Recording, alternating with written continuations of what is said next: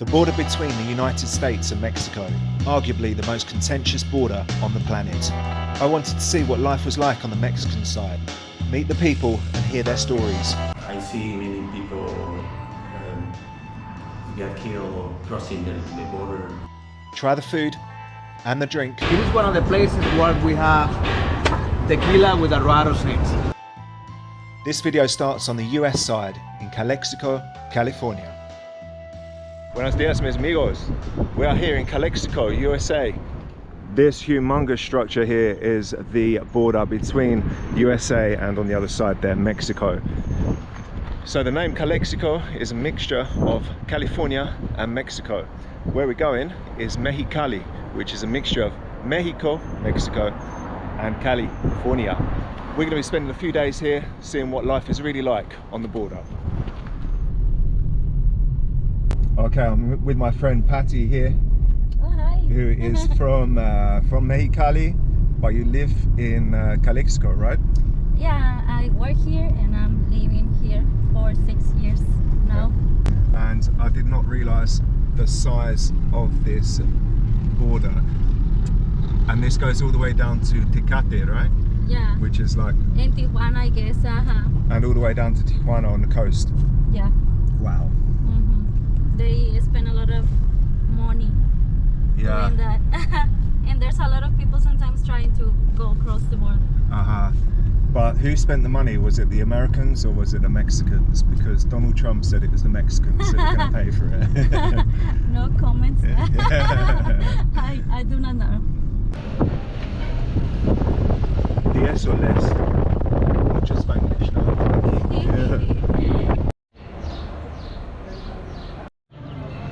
And here is the border. Here is where you would cross if, like these ladies here, if you're walking across the border. And Patty was just telling me that a lot of Mexicans here who work in USA will sleep here on the streets because they're working what, in like the fields here? Or? The fields, They wait for their bosses to come and get them at night, like at 3 a.m. So that's why they stay over here. So they stay here till 3 o'clock in the morning, get picked up, go to work, and then come back. To save time having to go back across the border and come back again.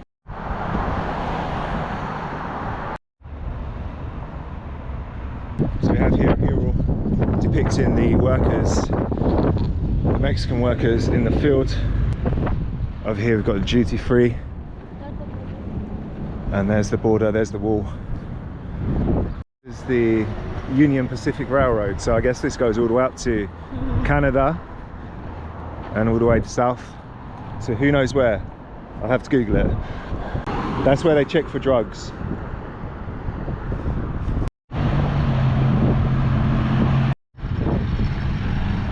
And so we're going to be joining this line in a minute, right? Yeah.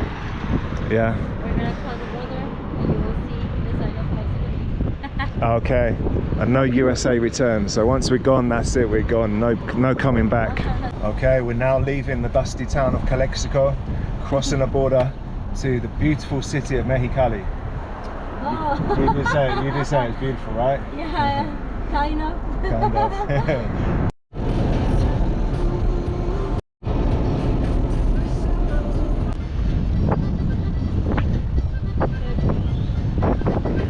So because I've got a British passport, I have to come over to the other side to get it stamped before I can enter Mexico, except they've actually let us enter Mexico to get it stamped. So right now I'm an illegal immigrant in Mexico.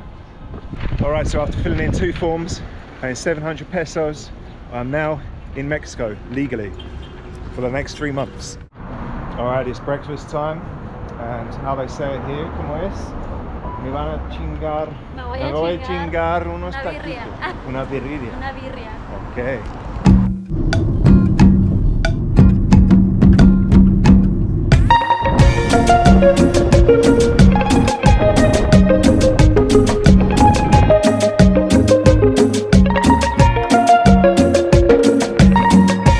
Y esta canción está especialmente dedicada a todos los migrantes del mundo entero.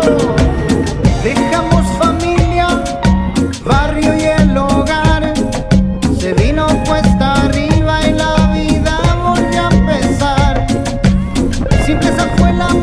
día que nos echó a caminar. Un par de fotos y coraje, la memoria, el equipaje. Siempre, siempre atento, siguiendo cada movimiento. Siempre, siempre atento, tengo un detenimiento.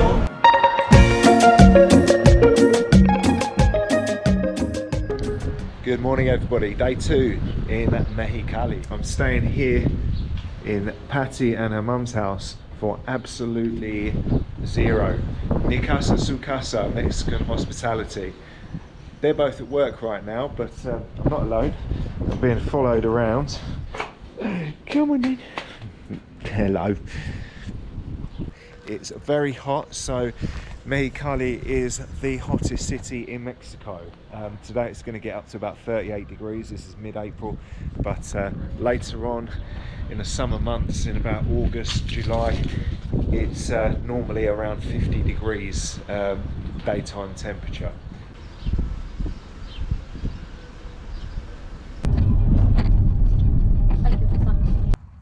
We're about half an hour outside of Mexicali to the south in the Laguna Salada, the salt lake. Here we're about 30 feet below sea level and everything is dry. However, and I hope this comes out in the camera, over there it looks like there's sea, and the word Laguna, lake, would imply that there's water there, but it's not. It's a mirage. The white crystal of the salt is reflecting against the sun and it looks like the sea, but it's not. This whole area is very desolate, as you can see.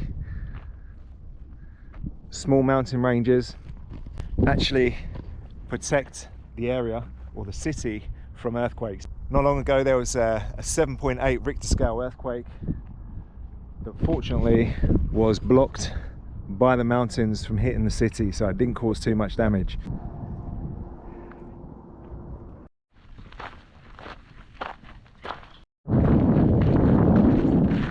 We're out for an evening hike, you guys. It was too hot to hike during the day. The sun's just gone down over there. We haven't planned it very well. I'm wearing Converse as well. It's getting kind of dark, but we don't have too far to go. Oh, it's a weird looking spider. Probably poisonous, so I should probably leave it alone. Memorial thing, the baby was a younger person, you know. Yeah, maybe. Who died at Christmas. Yeah. And like ducks. Well, we made it, guys, safely back to the car just before it got dark. Hey. Okay guys, I've got a Fauna tropical style IPA here from Mexicali. Let's give it a go. That's absolutely delicious. That gets a 9 out of 10. Good morning guys, another hot day here in Mexicali. I'm here on the bus. I'm from Patricia. That's my hostess. And we're heading into the centre of town.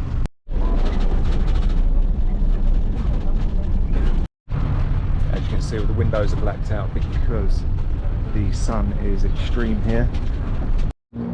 Alright guys, we're heading into a bit of a darker area here in Mexicali now, just outside the centro. I've got my guardaespaldas with me, and we are looking for a home of the immigrants. So there's a lot of immigrants here from all over Latin America trying to get to the United States, which is about half a kilometre that way. Aquel rojo, sí. ¿Está encendido? Ah, bueno, ahí da a la derecha. Está una gasolinera. Ahí te da a la derecha y a 1,5 cuadras ahí está. Gracias. Hacia la derecha, ¿para qué lado? O sea, ¿tú viviste aquí? Sí, Sí. así es. Vivía en 1984. Wow, cuando tuve 2 años. Ajá, sí, tú, no sé. Pero antes estaba muy bien el lugar. Ajá. Y ahora el lugar se ve muy viejo. Sí. Sucio. acabados los edificios, todo.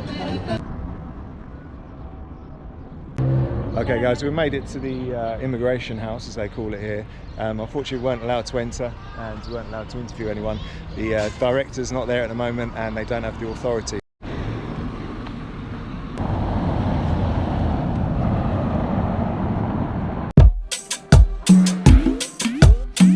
Para darle respuesta a una pregunta que sería ¿por qué hay gente de la comunidad china aquí en Mexicali? Pues tenemos que irnos así un poco atrás al año 1840, porque ahí empezó todo con la fiebre de oro en San Francisco. En San Francisco empezaron a ver que había muchas minas por explotar, y si nos ponemos a leer un poquito de la historia nos damos cuenta que básicamente después de que los negros dejaron de ser los esclavos, los chinos se convirtieron en los siguientes esclavos.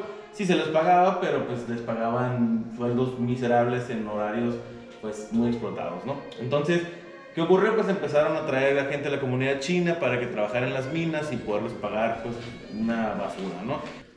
Aquí en México teníamos ya algunas cervecerías, ya estaba empezando la cervecería de Mexicali, que se hizo también que pues era la que cruzaban también muchos de Estados Unidos, y en ese tiempo te vendían un kit bueno, ya ahorita lo venden otra vez, ¿no? Pero era un kit de casero para hacer tu cerveza, y ahí te vendían todo, ahí ya los insumos, las ollas inoxidables, todo, y hasta un manual, y órale, hasta tu cervecita en tu casa, ¿no? En esa década pasaban muchas cosas. Mexicali empezó a crecer, empezó a tener la vida nocturna, empezamos a tener muchos casinos, cabarets aquí, empezó a crecer la población. Y obviamente los estadounidenses les encantaba venir aquí. Tanto, por ejemplo, ahí tenemos una foto de Charles Chaplin, donde está en un carnaval que hubo aquí en Mexicali en la década de los 20. Él se dice que le encantaba venir aquí porque pues, obviamente no podía hacer nada allá en Estados Unidos y pues venían aquí a la fiesta, ¿no? Básicamente. Lo que sí es curioso es que cuando él llegaba un séquito de 50 personas y resguardaban todo el lugar, y a él ya venía bien a gusto. Y además hay una fotografía que está Al Capone con el jefe de la policía de Mexicali, abrazadotas así echando fiesta, un sábado de la noche. Y eso nos dice que Al Capone aquí en Mexicali pues no era un criminal, ¿no? Él era un inversionista, era un empresario que proveía empleos a las familias locales, a diferencia que del otro lado de la frontera pues ahí así era un criminal porque traficaba lo que era ilegal para vivir y hacer su imperio, ¿no?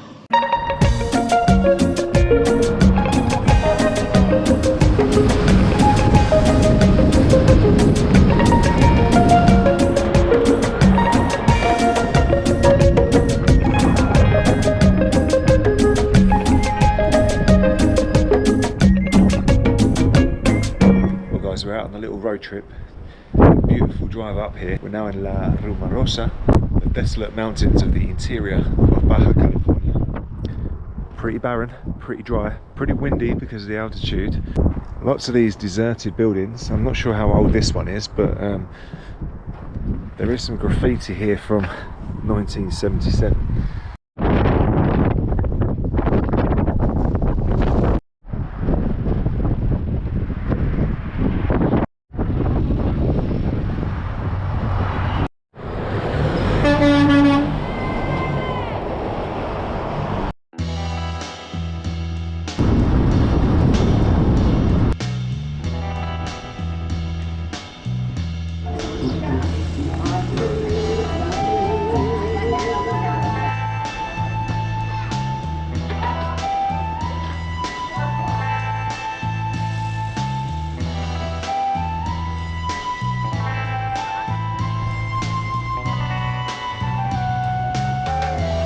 Landlord, whiskey. With no whiskey forthcoming in the empty bar, it's time to say goodbye to Mexicali and on to another border city, Tecate.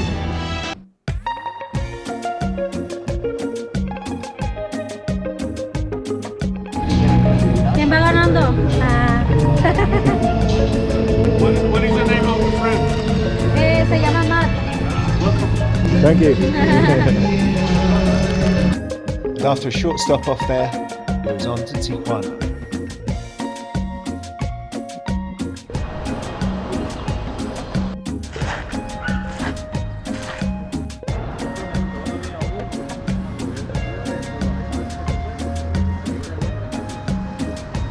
Good morning guys, welcome to Tijuana, Tequila, Sex y Marijuana, as the song goes.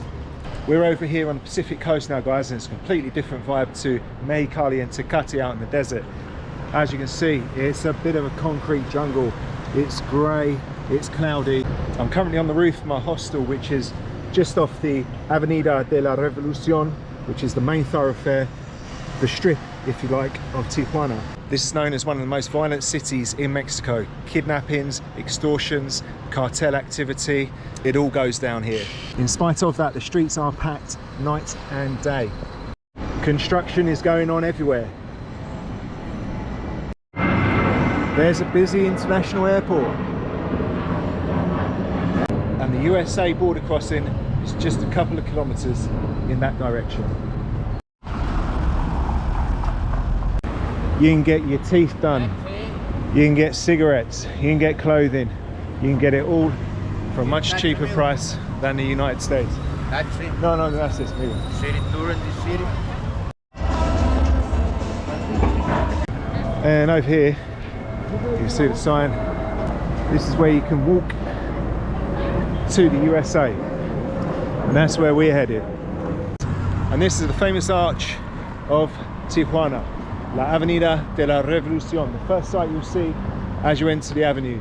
And the first shop you'll see will be a 7-Eleven, followed by a sex shop. Tijuana there, USA here, and this is the River Tijuana. Welcome to the Hostel, California. Without wishing to judge a book by its cover, it doesn't look like such a lovely place. Well guys, it's a bit of a queue today. Welcome to the busiest border crossing in the world.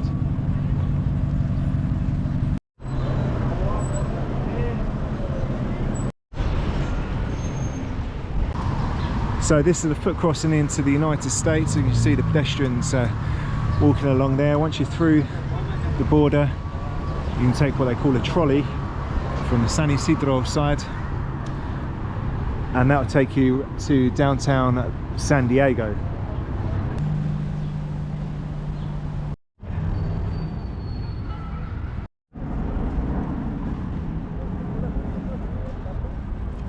So this is the main pedestrian bridge you'd use coming in from the USA. This is where we were earlier, looking over at this bridge. And it's been said that people have been robbed on this bridge. You have to be careful.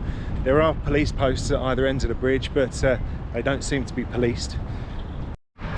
It's interesting to see you've got the National Guard down there on one side patrolling, and on the other side you have a small homeless encampment there. Sadly, I couldn't find any migrants to interview, but I did have my friend Pablo. My name is Pablo. I am from the state of Guanajuato here in Mexico. I'm already retired. Oh, okay. So I got... But you're too young to retire. Well, they told me that I look young, but I'm 62. Really? Already, yes. Wow. Well, I never drink. Okay. I never smoke. Probably that was the cause, you know. Yeah. And I think my beard and my hair I look more older. You look like a movie star. Yeah, but I like to have a long hair. Yeah.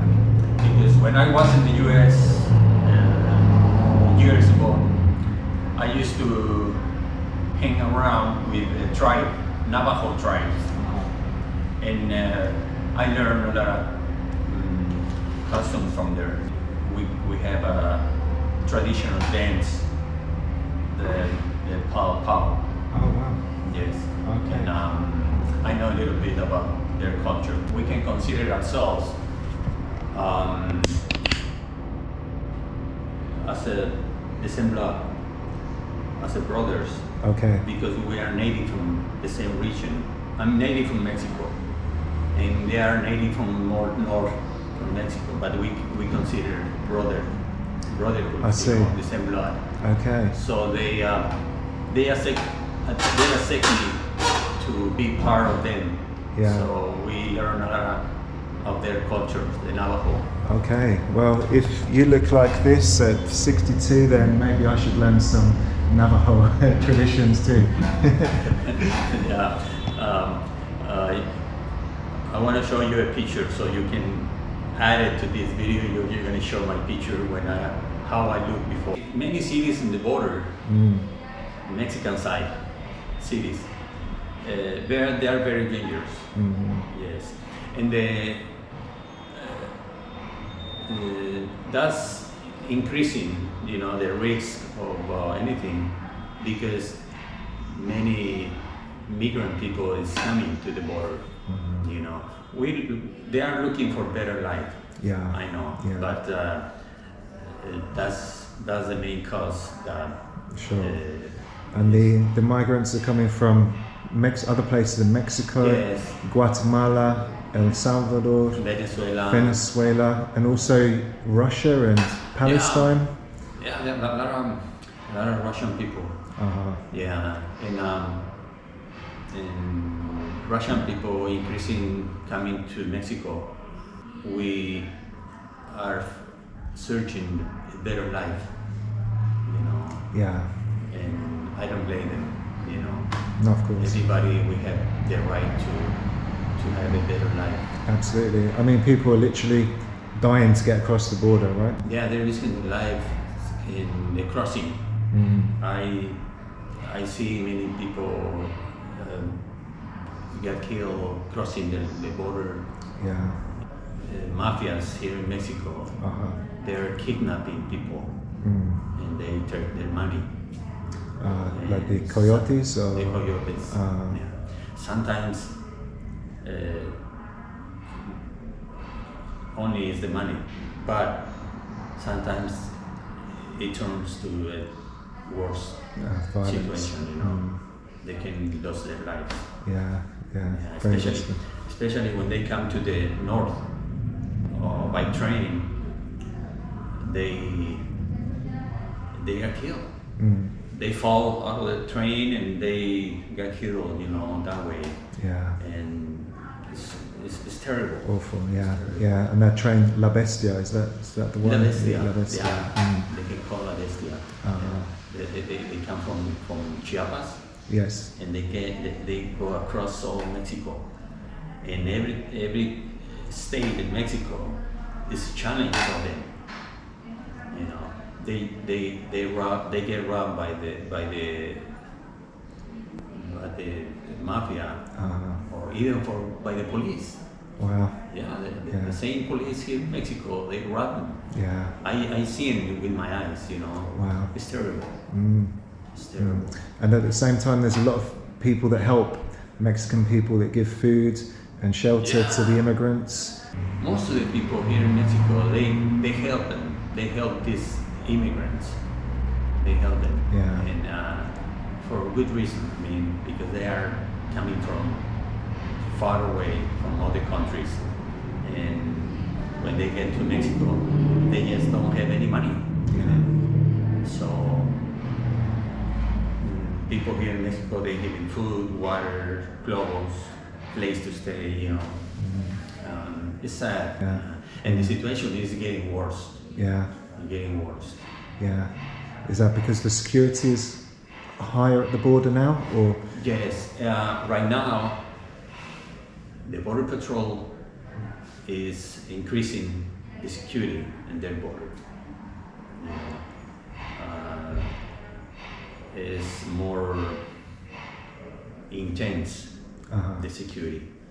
So that means immigrant people, they're looking for other place to cross, like the desert. Okay. So if they choose to go by desert, they walk in 4, 5, 6 days through the desert. Across the desert. And many people don't make it. Sure. They die because it's too hot. Yeah. No food. Yeah. No water. Hello, I think that's all. Thank you very much, and I wish you all the best. Thank you. Thank you. Okay, guys, I'm here in Hostel. This is Nil. Nil is from Moscow, and he's a political refugee. He's come over here because he's completely disagrees with the war in Ukraine, and he's applying for asylum in the US. This is why he's staying in Tijuana, here on the border. He doesn't speak much English, but he's learning.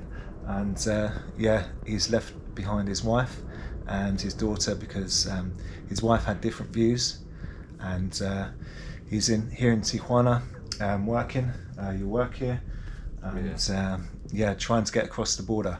He's just waiting on his application to be processed, and yeah, wish him good luck. Thank you very much. Thank you. All right, guys, I'm just off to get some lunch, but first I want a little aperitif. Luis, what do you have here for me? Well, first, welcome to Tijuana, welcome to Restaurante Museo. This is one of the places where we have tequila with a raros in it. See? It's just tequila with some interesting snips there. So you can find it here anytime when you come down here. Ya no me alcanza para la renta. Voy a buscar un trabajo para ayudarles.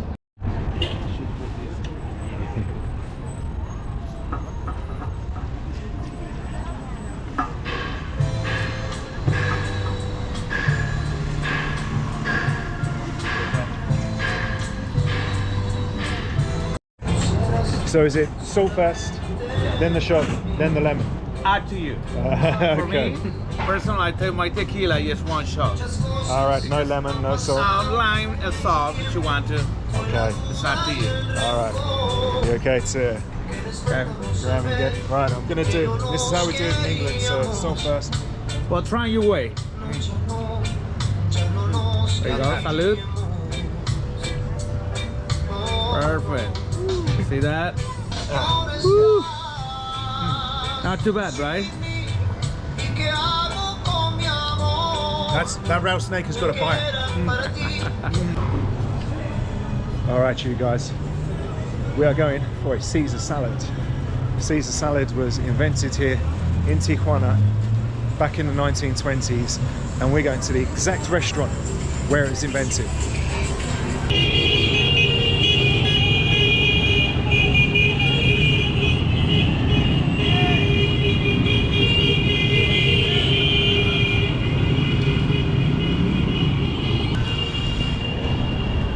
It's just another day in Tijuana, and this is a place, you guys, appropriately enough, it's called Caesar's. It's got a hotel on the top of it as well. It looks pretty plush actually. I hope they let me in. Alright guys, a pretty busy place. We're actually waiting outside now to get in. I'm looking forward to this salad. I don't think I've ever looked forward to a salad as much in my life.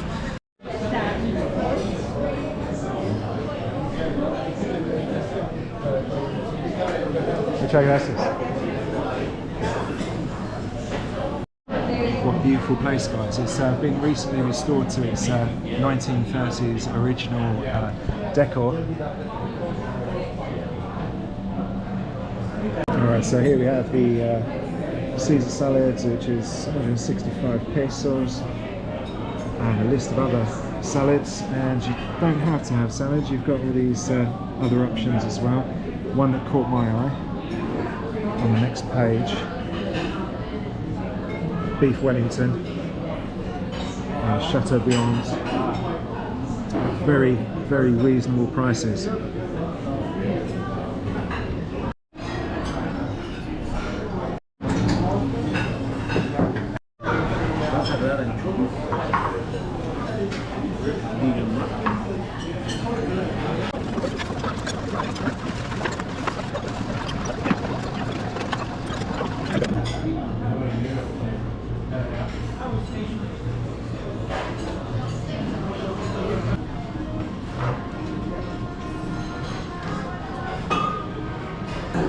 The crepes are just delicious.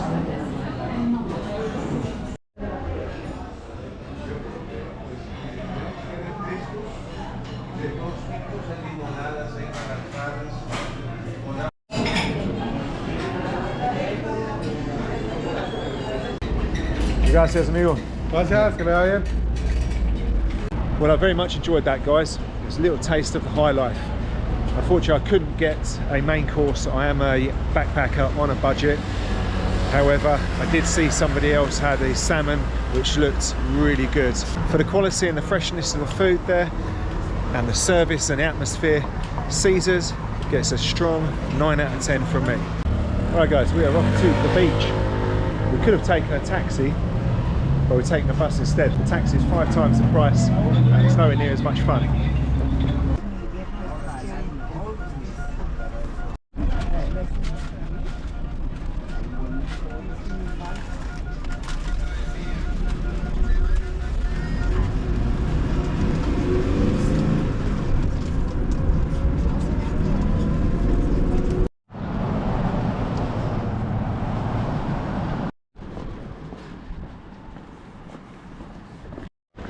Alright you guys, we've made it down to the Jardines de Playas de Tijuana, which means something like the beach gardens of Tijuana, and it's a totally different world from downtown. As you can see, neatly manicured gardens, neatly trimmed hedges, nice houses, quiet neighborhood, a world away from the chaos of downtown Tijuana. We're heading down to the beach, to the Malecon, which is like the beach promenade. It was an interesting ride down here, especially alongside the border wall and the views of the shanty towns, many of which have sprung up with a recent influx of immigrants.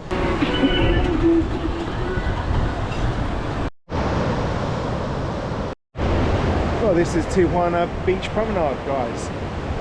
Perhaps not the best beach in the world. It certainly doesn't look like it's ready for bathing in. The water is apparently freezing cold as well. And it's a little run down in places. Well, this may be the end of the border, but for some it's the end of their lives. Recently, a Guatemalan girl decided to try and swim around the border to get into the United States. Sadly, and it seems somewhat inevitably, she lost her life trying. When you hear about these things, it makes you realise how lucky you are that by complete accident you were born in a country where you can travel, live comfortably, free from oppression, poverty and violence. I've had an amazing time here on the Mexican side of the border. I've been shown hospitality like you wouldn't believe. I've eaten like royalty, and the people here have shown me nothing but love. So thank you very much for watching, you guys. Gracias, Mexico. See you on the next video. Soñando